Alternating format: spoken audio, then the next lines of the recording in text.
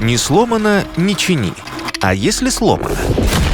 Однажды производитель знаменитого американского напитка решил повысить его популярность, изменив его оригинальный вкус. Компания провела исследования, в которых испытуемые пили напиток с новым и старым вкусом. Оказалось, что большинству участников тестов понравился именно новый вкус. Однако сразу после выхода продукта на рынок публика взорвалась от недовольства. Люди хотели свой старый добрый напиток обратно. В результате компания вынуждена была вернуться к привычному вкусу, но добавила на этикетку слово «классик». Старый добрый напиток мгновенно стал новым хитом. Но как так? Как такое возможно? Ведь результаты тестов показали обратное.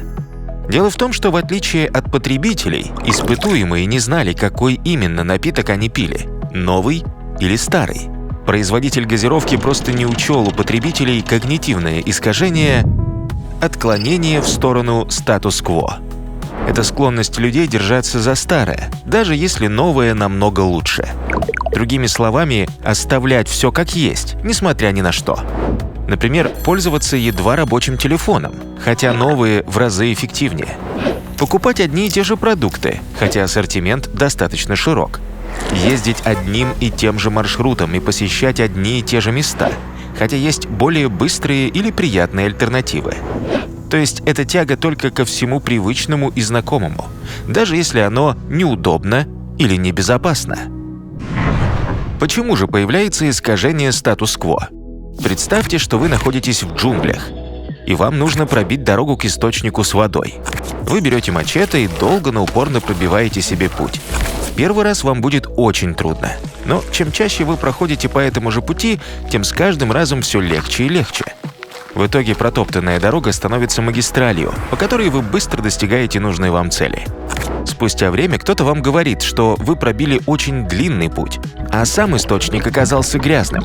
Есть другой источник, гораздо чище и не так далеко, как первый. Правда, к нему тоже нужно пробить такую же дорогу. Большинство выберет проторенный путь, потому что он требует меньше затрат и выглядит безопаснее.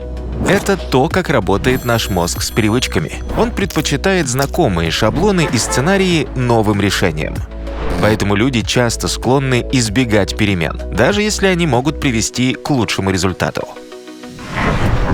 Последствия этого искажения могут быть самыми разными, начиная от упущенных возможностей и заканчивая серьезными глобальными проблемами. Например, дети не хотят пробовать новую еду или занятия, что ограничивает развитие их вкусов и интересов. Взрослые держатся за нелюбимую работу или отношения, что отравляет им жизнь. А пожилые люди не принимают передовые технологии, что понижает их приспособление к современному миру. В обществе страх новых идей мешает установлению равноправия и уважения к различиям между людьми. В политике приверженность старым политическим системам препятствует демократическим реформам и обновлению власти. А в экологии нежелание изменять вредные для окружающей среды привычки приводит к ухудшению климатической ситуации и угрозе глобальных катастроф.